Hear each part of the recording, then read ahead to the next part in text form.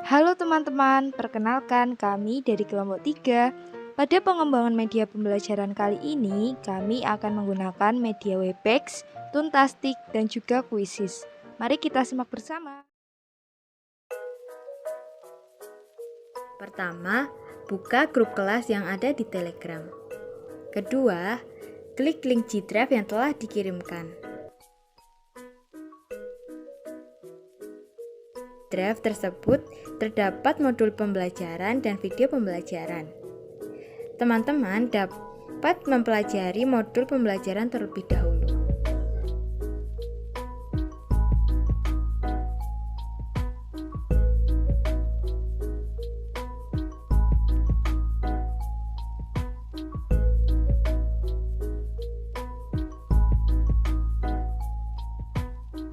Pilih video pembelajaran, lalu dengarkan penjelasan materi tersebut. Halo anak-anak, jumpa lagi dengan Putun. Bagaimana kabar kalian hari ini? Semoga baik ya. Pada kesempatan kali ini, Putun akan menerangkan materi mengenai ekonomi.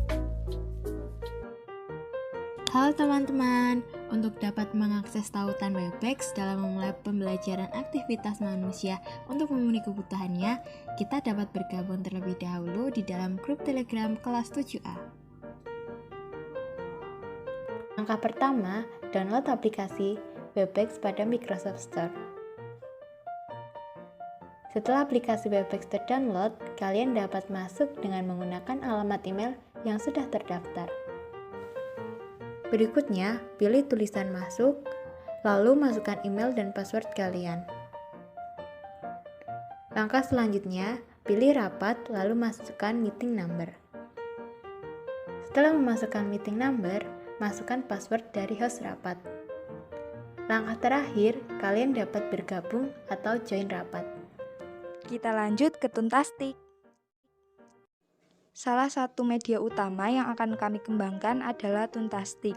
Tuntastic ini digunakan untuk membuat video kartun. Berikut cara pembuatannya. Yang pertama, kita harus mendownload Tuntastic di Google Play Store. Kemudian setelah terdownload, kita bisa mengklik mainkan. Kemudian kita akan berada di beranda dari Tuntastic.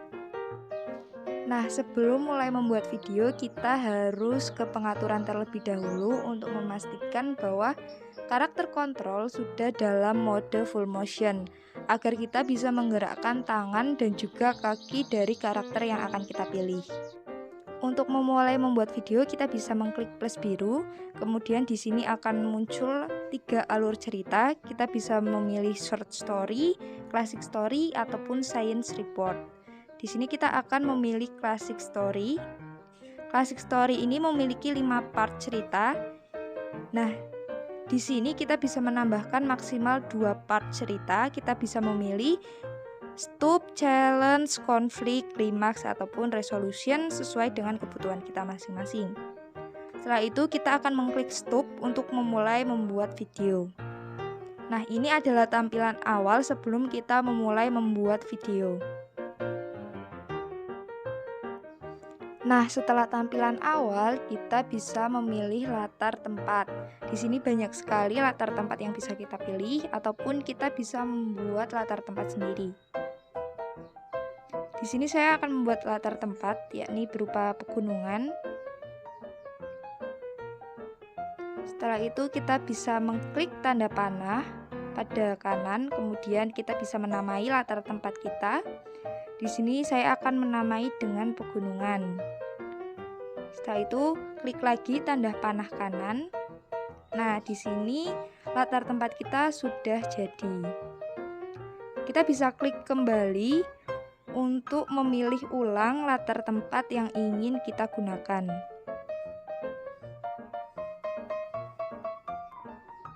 Nah, di sini kelompok kami akan memilih high school.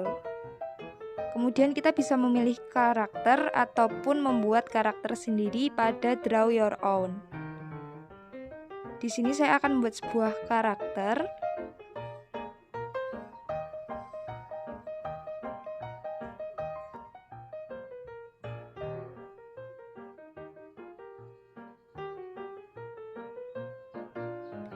Nah, setelah jadi, kita bisa mengklik finish, kemudian kita bisa menamai karakter kita.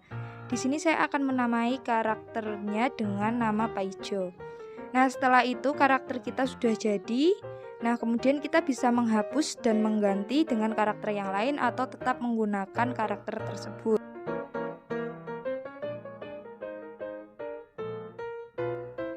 Setelah kita memilih karakter, kemudian tampilannya akan seperti ini dan terdapat tombol start untuk memulai membuat video.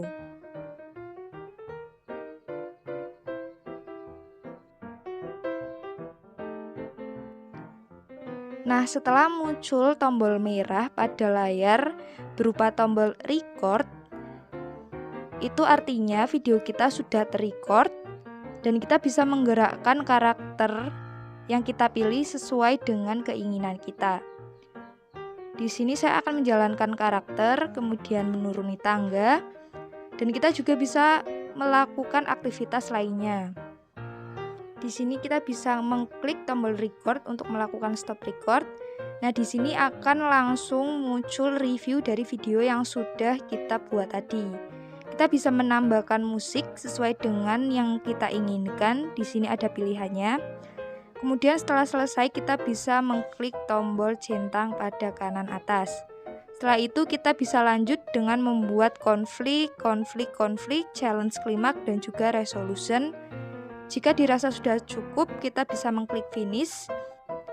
Nah, setelah itu kita bisa memberikan nama di sini, nama dari video yang telah kita buat. Kita juga bisa menyantumkan nama kita pada kolom direktor sebagai pembuat dari video ini. Setelah kita klik tombol centang, kemudian secara otomatis akan menampilkan review video dari video yang telah kita buat tadi. Ini adalah review dari video yang telah saya buat tadi.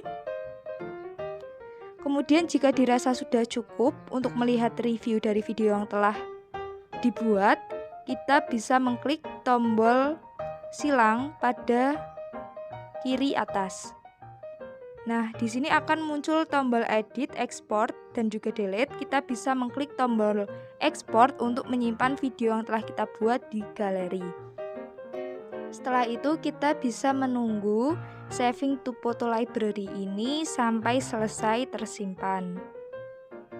Nah, setelah muncul tampilan seperti ini, itu berarti video yang telah kita buat telah tersimpan di galeri.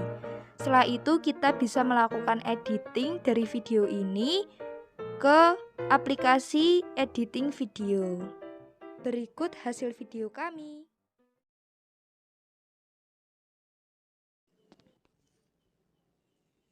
Halo anak-anak, jumpa lagi dengan Butun. Bagaimana kabar kalian hari ini? Semoga baik ya. Pada kesempatan kali ini, Butun akan menerangkan materi mengenai ekonomi. Banyak sekali yang akan kita bahas. Ada kebutuhan, kelangkaan, kegiatan ekonomi, permintaan, penawaran, harga barang, dan peran iptek dalam kegiatan ekonomi.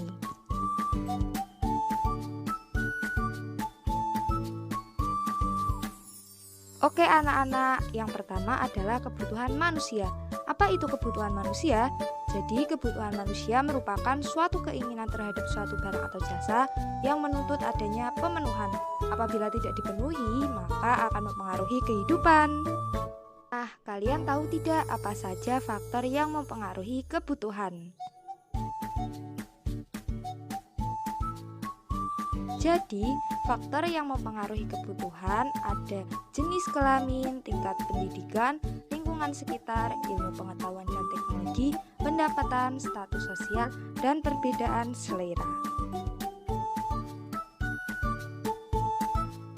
Selanjutnya adalah macam-macam kebutuhan manusia. Kebutuhan manusia dibedakan menjadi 4, menurut tingkatannya, menurut sifatnya, menurut waktu, dan menurut subjek. Menurut tingkatannya, kebutuhan manusia dibagi menjadi 3, yakni kebutuhan primer, kebutuhan sekunder, dan kebutuhan tersier. Kemudian kebutuhan sifat dibagi menjadi 2, yakni kebutuhan jasmani dan kebutuhan rohani. Selanjutnya ada kebutuhan menurut waktu, ada kebutuhan sekarang dan kebutuhan akan datang. Dan yang terakhir ada kebutuhan menurut subjek, ada kebutuhan individu dan kebutuhan kelompok. Oke anak-anak, selanjutnya adalah kelangkaan. Apa kalian tahu apa itu kelangkaan? Benar sekali, kelangkaan merupakan satu masalah ekonomi karena adanya ketidakseimbangan antara jumlah alat pemuas kebutuhan dan kebutuhan manusia. Nah, alat pemuas kebutuhan ini menurut kelangkaannya dibedakan menjadi dua, barang ekonomis dan barang bebas. Kemudian alat pemuas kebutuhan menurut hubungannya dengan barang lain dibedakan menjadi barang substitusi dan komplementer. Alat pemuas kebutuhan menurut tujuan penggunaannya dibedakan menjadi barang produksi dan konsumsi. Dan yang terakhir, alat pemenuhan kebutuhan menurut proses pembuatannya dibedakan menjadi barang mentah, barang setengah jadi, dan barang jadi. Nah, anak-anak, apakah kalian tahu faktor apa saja yang mendorong adanya kelangkaan? Benar sekali, faktor pendorong kelangkaan itu dibagi menjadi 4. Yang pertama, ketidakmampuan produksi untuk menciptakan kebutuhan, adanya bencana alam, adanya fenomena sosial yang meningkatkan kebutuhan suatu barang, dan peningkatan jumlah penduduk. Nah, dampak dari kelangkaan ini apa saja sih? Jadi, dampak dari kelangkaan antara lain meningkatnya harga barang secara drastis, meningkatnya angka kriminalitas, dan meningkatnya angka kemiskinan. Selanjutnya, kita akan membahas tentang kegiatan ekonomi. Ada yang tahu kegiatan ekonomi itu apa? Jadi, kegiatan ekonomi merupakan semua kegiatan yang dilakukan oleh manusia untuk memenuhi kebutuhan hidupnya. Nah, sejarah kegiatan ekonomi ini dimulai dari masa nomaden. Di masa ini, kegiatan ekonomi masih berupa berburu dan meramu. Kemudian berlanjut ke masa bercocok tanam dan beternak. Dan selanjutnya, masa perundagian. Di masa ini, manusia sudah menggunakan alat-alat yang terbuat dari logam untuk bercocok tanam dan berburu.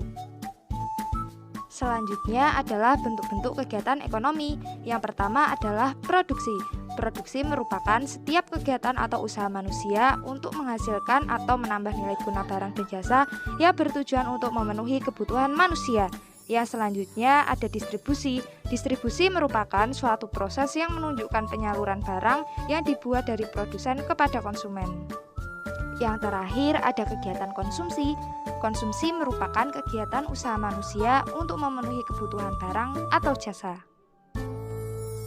Anak-anak, perlu kita ketahui, sektor-sektor kegiatan ekonomi itu dibagi menjadi 5. Yang pertama, sektor primer, yang kedua, sektor sekunder, yang ketiga, sektor tersier, yang keempat, sektor kuarter, dan yang kelima, sektor kuliner. Selanjutnya, kita akan membahas tentang permintaan atau demand. Kalian tahu apa itu permintaan? Benar sekali. Permintaan merupakan suatu proses untuk melakukan sesuatu atau meminta sesuatu dalam jumlah tertentu dengan suatu harga dan dilakukan pada waktu tertentu. Kira-kira apa saja ya faktor yang mempengaruhi permintaan? Apakah kalian ada yang tahu? Faktor yang mempengaruhi permintaan itu ada 5. Yang pertama ada harga barang itu sendiri, kemudian harga barang lain yang terkait, tingkat pendapatan konsumen, selera masyarakat, dan jumlah penduduk. Selanjutnya, kita akan belajar mengenai hukum permintaan. Apakah kalian pernah dengar mengenai hukum permintaan? Hukum permintaan merupakan keadaan di mana harga suatu barang atau jasa turun, maka jumlah permintaan pada suatu barang tersebut akan naik. Sebaliknya, apabila harga dari suatu barang itu naik, maka permintaan dari barang tersebut akan turun. Selanjutnya adalah penawaran. Penawaran merupakan banyaknya barang atau jasa yang tersedia serta dapat ditawarkan oleh produsen kepada konsumen. Adapun faktor yang mempengaruhi penawaran antara lain peningkatan jumlah produsen, persediaan sarana dan prasarana, harga produk, biaya produksi, dan kemajuan teknologi. Nah, hukum penawaran ini akan terjadi apabila harga suatu barang dan jasa meningkat, kualitas yang ditawarkan tentunya juga akan meningkat. Sebaliknya, apabila harga suatu barang dan jasa menurun, maka kuantitas dari barang yang ditawarkan juga akan ikut menurun. selanjutnya ada harga pasar.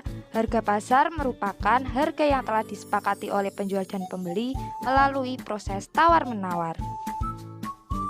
Adapun proses terbentuknya harga pasar yakni 1. Adanya proses tawar-menawar antara penjual dan pembeli. 2. Apabila pada harga tertentu jumlah permintaan dan jumlah penawaran terhadap barang atau jasa sama. Dan yang ketiga, adanya kekuatan permintaan dan penawaran yang akan membentuk harga pasar. Nah, materi kita yang terakhir adalah peran iptek dalam kegiatan ekonomi. Yang pertama adalah dalam bidang produksi. Iptek menyediakan kebutuhan mesin-mesin produksi yang canggih sehingga membuat produksi barang menjadi lebih banyak, efektif, dan efisien. Yang kedua, dalam bidang distribusi. Iptek membuat proses distribusi menjadi lebih mudah. Dan yang terakhir, dalam bidang konsumsi. Iptek memberikan kemudahan kepada konsumen untuk mendapatkan barang yang dibutuhkan melalui e-commerce dan startup. Nah, selesai sudah pembahasan kita tentang ekonomi pada hari ini. Jadi bagaimana anak-anak? Apakah ada yang ingin ditanyakan? Tanyakan pertanyaanmu kepada guru kalian ya. Putun pamit dulu, sampai jumpa.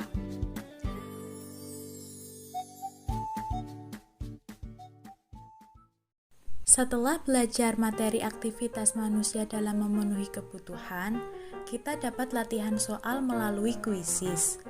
Adapun cara akses kuisis, langkah yang pertama, masuk ke situs kuisis dengan mengeklik https://kuisis.com. Klik sign up. Kita bisa sign up dengan menggunakan akun Google atau dengan memasukkan email kita. Setelah berhasil sign up, klik buat kuis. Masukkan nama kuis yang akan dibuat. Pilih mata pelajaran terkait. Selanjutnya, klik buat pertanyaan baru untuk mulai membuat soal. Terdapat bentuk kuis yang terdiri dari pilihan ganda, kotak centang atau penyaisian, isian singkat, survei, esai, dan slide. Pilih tombol pilihan ganda. Tulis soal pada kolom yang tersedia. Tulis pilihan jawaban. Klik tanda centang hingga berwarna hijau pada pilihan jawaban yang benar. Pilih durasi mengerjakan 30 detik. Lalu klik simpan. Pilih tombol pilihan ganda untuk membuat soal berikutnya. Lakukan seperti langkah pertama. Masukkan gambar untuk cover kuis. Gambar ini boleh diisi, boleh tidak. Pilih bahasa, kemudian pilih kelas. Selanjutnya, pilih publik agar dapat diakses semua orang.